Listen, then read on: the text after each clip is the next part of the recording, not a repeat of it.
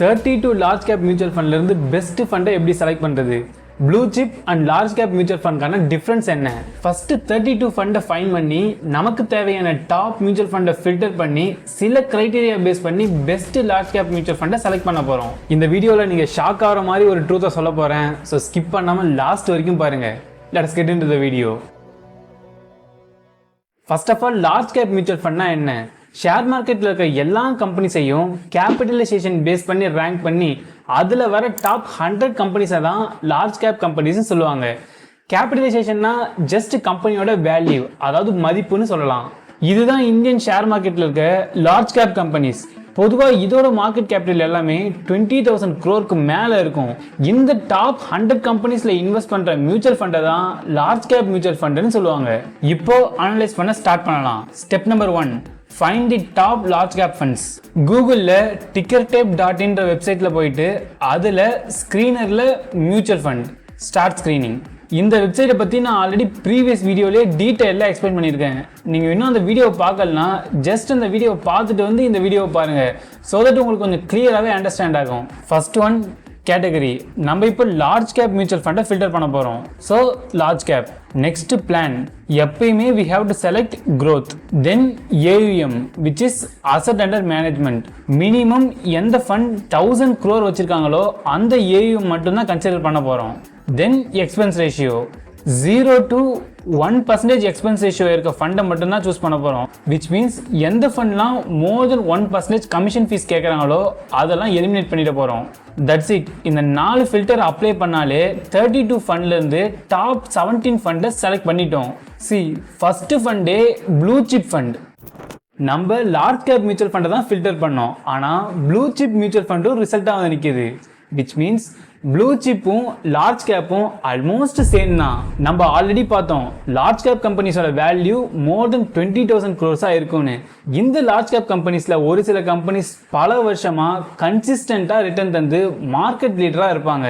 For example, இந்தியாவில் நிறைய banks இருந்தாலும் மார்க்கெட் லீடராக இருக்கிறது HDFC பேங்க் தான்.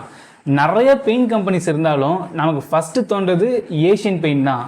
இதுதான் இந்தியாவில் இருக்க டாப் ப்ளூ சிப் கம்பெனிஸ். பொதுவாக இந்த கம்பெனிஸோட மார்க்கெட் கேபிட்டல் எல்லாமே மோர் தென் 1 lakh crores தான் இருக்கும்.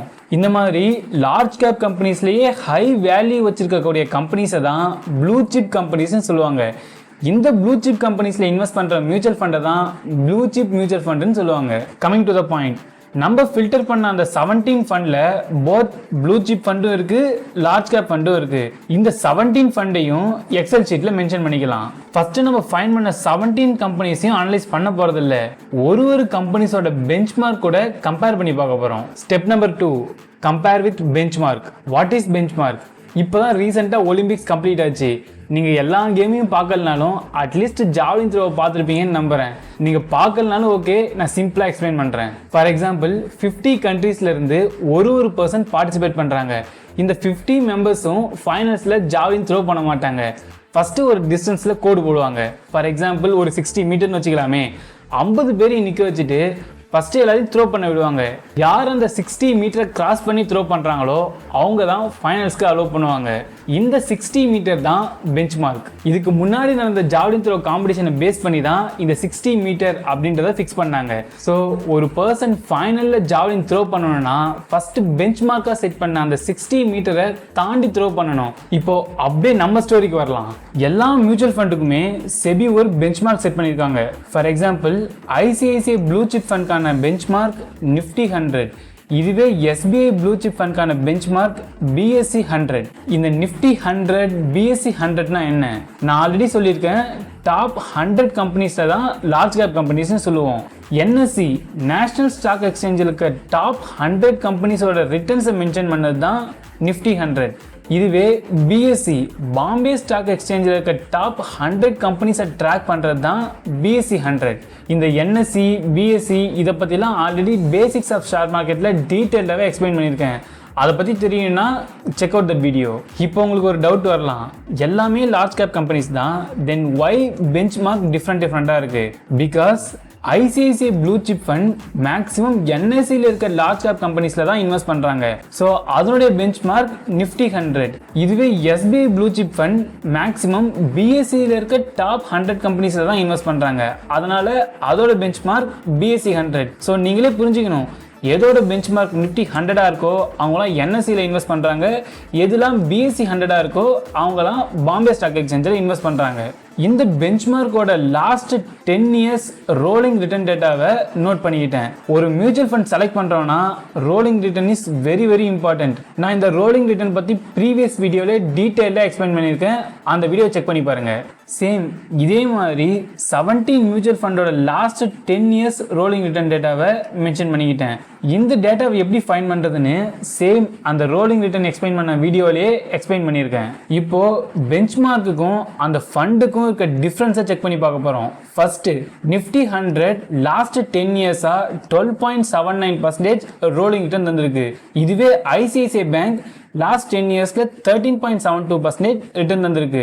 ஐசிஐசிஐ அதோட பெஞ்ச் மார்க்கை விட ஜஸ்ட் 0.3% தான் எக்ஸ்ட்ரா ரிட்டர்ன் தந்திருக்கு. ஸோ எந்த ஃபண்ட்லாம் அதோட பெஞ்ச் மார்க் டிஃபரன்ஸை விட 1% லெஸ்ஸராக தந்திருக்கோ அது எல்லாத்தையும் ரிஜெக்ட் பண்ண போகிறோம்.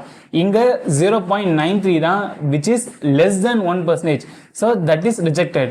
இதுவே எஸ்பிஐ ப்ளூ சிப் ஃபண்ட் அதோட பெஞ்ச் மார்க்கை விட 1.77% எக்ஸ்ட்ரா ரிட்டர்ன் தந்திருக்கு. இது மோர் தென் 1%. ஸோ இது பாஸ் ஆயிடுச்சு. இதே மாதிரி எல்லா ஃபண்டையும் அனலைஸ் பண்ணி பார்த்தா ஃபைனலாக 7 ஃபண்ட் தான் பாஸ் ஆயிருக்கு. ஒன் மோர் திங், இதில் quant large cap fund August 8, 2022 தான் லான்ச் பண்ணியிருக்காங்க. மோத்திலால் ஆஸ்வால் February 6, 2024 தான் லான்ச் பண்ணியிருக்காங்க. இது ரெண்டுமே ரீசெண்டாக லான்ச் பண்ண ஃபண்ட்னால இதையும் ரிஜெக்ட் பண்ணிட்டேன். So finally we got only 7 funds. இதை தான் நெக்ஸ்ட் ஸ்டெப்பில் அனலைஸ் பண்ண போகிறோம். Final step, analyse the mutual fund.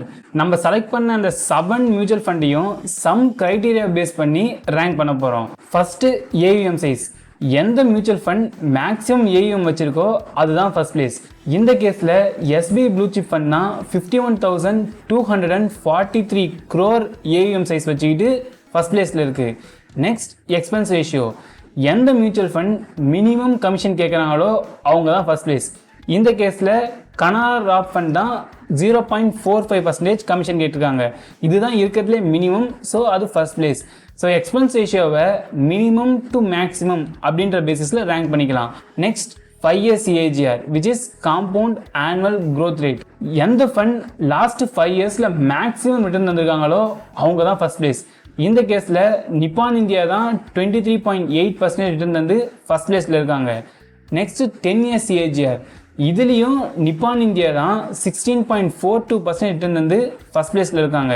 இந்த மாதிரி 5 years CAGR and 10 years CAGR இது ரெண்டுத்தையுமே மேக்ஸிமம் டு மினிமம் அப்படின்ற பேசிஸில் ரேங்க் பண்ணிக்கலாம். Finally rolling return. நம்ம இதை பற்றி ப்ரீவியஸ் ஸ்டெப்லேயே பார்த்தாச்சு. ஸோ இதில் கனரா ராப் ஃபண்ட் தான் 15.12% ரிட்டர்ன் வந்து ஃபர்ஸ்ட் பிளேஸில் இருக்காங்க. ஸோ இந்த ரோலிங் ரிட்டர்ன்ஸையும் மேக்ஸிமம் டு மினிமம் அப்படின்ற பேசிஸில் ரேங்க் பண்ணிக்கலாம்.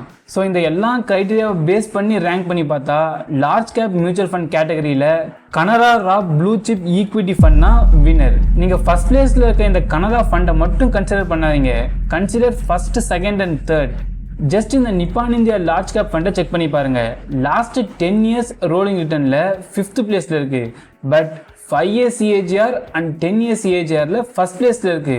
விச் மீன்ஸ் ரீசன்ட் டைம்ஸில் இந்த நிப்பான் இந்தியா ஃபண்ட் நல்லாவே பர்ஃபார்ம் பண்ணுது. ஸோ நீங்கள் இந்த நிப்பான் இந்தியாவும் கன்சிடர் பண்ணலாம். எனிவே இந்த லார்ஜ் கேப் கேட்டகரியில் Canara rap blue chip equity fund தான் வின்னர். இந்த வீடியோக்காக ரிசர்ச் பண்ணக்குள்ள தான் ஒரு சில ஷாக்கிங் நியூஸை படித்தேன். The most famous the economic டைம்ஸ்லேயே இந்த நியூஸை பற்றி போட்டிருக்காங்க. லாஸ்ட் 7 இயர்ஸில் 88% of the large cap mutual fund அதோட பெஞ்ச் மார்க்கையே பீட் பண்ணலை. This is very sad news. இந்த டேட்டாவை இடி மியூச்சுவல் ஃபண்ட் தான் அனலைஸ் பண்ணியிருக்காங்க. ஸோ இந்த ஆர்டிக்கலை செக் பண்ணி பார்க்கலாம். இதுதான் அந்த ஆர்டிக்கல். லாஸ்ட் 3 இயர்ஸில் just 4 large cap mutual fund மட்டும்தான் அதோட பெஞ்ச் மார்க்கை பீட் பண்ணியிருக்கு. இதுவே லாஸ்ட் 5 இயர்ஸ்ல ஜஸ்ட் ஒரே ஒரு லார்ஜ் கேப் மியூச்சுவல் ஃபண்ட் தான் அதோட பெஞ்ச் மார்க்கை பீட் பண்ணியிருக்கு. லாஸ்ட் 7 இயர்ஸ் டேட்டாவை கொஞ்சம் கிளியராகவே மென்ஷன் பண்ணியிருக்காங்க. நமக்கு ஆல்ரெடி தெரியும் most of the large cap mutual ஃபண்ட்கான பெஞ்ச் மார்க் நிஃப்டி 100. இந்த நிஃப்டி 100 லாஸ்ட் 7 இயர்ஸ்ல 13.94% ரிட்டர்ன் வந்திருக்கு. ஜஸ்ட் 2 ஃபண்ட் மட்டும்தான், Mirae asset large cap fund and Canara rap blue chip equity fund. இந்த 2 ஃபண்ட் மட்டும்தான் அதோட பெஞ்ச் மார்க்கை பீட் பண்ணி அதிகமான ரிட்டர்ன் வந்திருக்கு. ரிமைனிங் இருக்க எல்லா லார்ஜ் கேப் ஃபண்டும் பெஞ்ச் மார்க்கையே தாண்டலை. But see here Nifty 50 which is index fund last 7 இயர்ஸ்ல இண்டெக்ஸ் ஃபண்ட் எல்லாத்த விட அதிகமான ரிட்டர்ன் தந்து ஃபர்ஸ்ட் பிளேஸ்ல இருக்கு.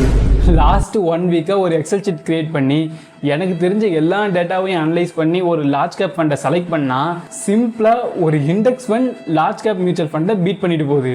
இதுல இருந்து என்ன புரியுது? சிம்பிளா இண்டெக்ஸ் ஃபண்ட்ல இன்வெஸ்ட் பண்ணிட்டு போடான்னு புரியுது. மோரோவர் இண்டெக்ஸ் ஃபண்டோட எக்ஸ்பென்ஸ் ரேஷியோ லார்ஜ் கேப்பை விட ரொம்ப கம்மி.